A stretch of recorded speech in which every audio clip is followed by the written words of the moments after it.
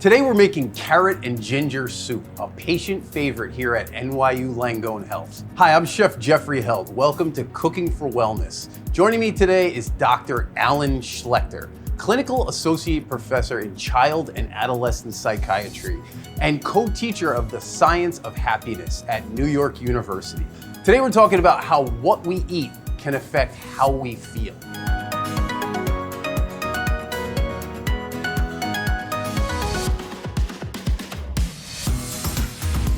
Welcome, Dr. Schlechter. How are you? Thrilled to be here. Thank you for coming. So we're making one of our patient favorite soups, carrot ginger. It's bright, light, but real intense flavors. We're using fresh lemongrass, some shallots, garlic, fresh ginger, some toasted coriander seeds, then orange juice and coconut milk, and then carrots. That's it. 7 ingredients, absolutely delicious soup and super easy to make. So, Dr. Schlechter, do food and nutrition influence mood? Well, this is why I love you, because we know that food and mood go hand in hand, that it's essential, that what we eat has a profound impact on our energy, on the way our brain works, and I'm a profound believer in teaching patients that the way they eat is going to change how they feel. I was at your TED Talk. Something that stayed with me from your talk was striving for well-being is the closest thing we have to a mental health vaccination. So how do you define well-being? So a lot of people have difficulty defining well-being. It seems loose, but actually we have a good concrete definition we use in science. It is PERMA, positive emotions, engagement, relationships, meaning, and accomplishment. Just to be clear, engagement are activities of flow. When you get lost in what you're doing, as we will with cooking. All right, you ready to do this? I'm ready. First thing we're gonna do is we're gonna start peeling some carrots while I cut the shallots.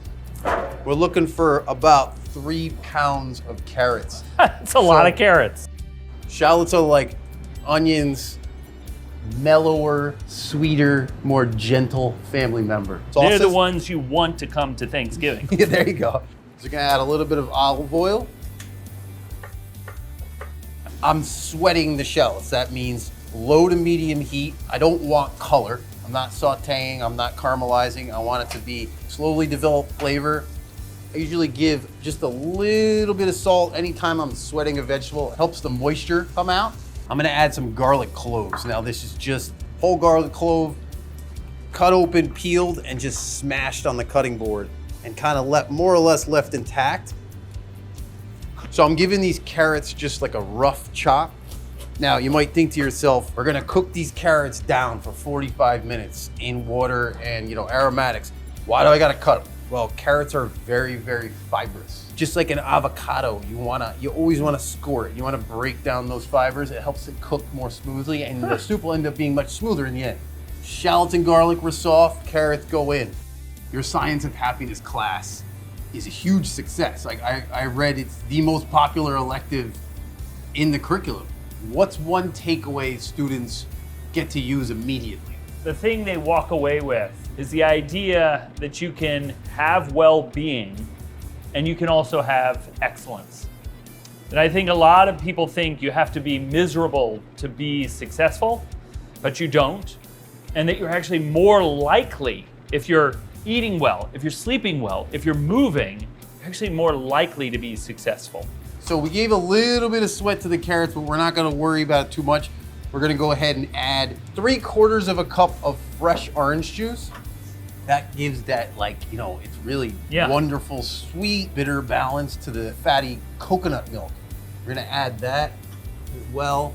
This is just absolutely lovely. All right, our soup is now coming up to a simmer. Could you do me a favor and grab that water right in that small pan of water? You can pour that right in. So I add the water in stages. I usually start with 3/4 of the water and I just hang back and I watch it cook. And I can see I add a little more or leave it as is. We're gonna add lemongrass and fresh ginger and some coriander seeds to the soup. So one of the ways we do that in commercial cooking is we make a sachet, essentially just like a large tea bag with cheesecloth, so that we can steep the aromatics in the broth while it cooks and then just take it out. Lemongrass, we take, we cut the bottom off with a knife and we actually just like hit it with the back of the knife. And you can see, like, you smell it when you start and then instantly it like just brightens up. It's crazy. That's amazing. So beautiful. Yeah. So the ginger, we don't mess around with that peeler. You just take the spoon. It's so easy. 2 tablespoons of coriander seed. You want to dump those right in the middle of that lemongrass there. We fold over our sachet here, just like roll it up. A lot of times we use butcher's twine to affix it, but there's really no need. This way, as we taste it, as it simmers, maybe we get a little bit too much ginger flavor, we just take it out. So we want this on a nice low simmer. We want those carrots skewer soft. Carrots aren't cooked through, you're not gonna get that perfect velvet finish. All right, we are getting very close. Just wanted to make sure those carrots were soft enough. Yeah, we gotta fish our sachet out. Amazing. The thing with the sachet though is it's got all that concentrated flavor in there.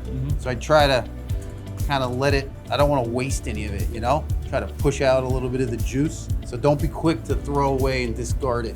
Now we have these great immersion blenders. They go right into the pot here. If you don't have that, just use a regular blender. I would say if anything you're blending while hot, you got to be very careful. You're only gonna fill your blender up halfway. It's very important because hot liquids expand when they're, in motion. So you fill that blender up, hit on, it's on the ceiling. Actually, you have to blend for quite a while too. We could do the scene from Ghost, where I could hold it and you'd wrap around. I think maybe the next time. Next time. Yeah. You can see, you just keep blending and blending, the smoother it gets. And it also starts to brighten and turn like a real sunshine yellow. Love it. Yeah, I mean, that consistency is almost perfect. You want it to, they call that in cooking, it's called nappe. It means it coats the back of a spoon. So the last stage, we're gonna actually strain it. Help just make sure any little bit of particulate is gone, nice and smooth.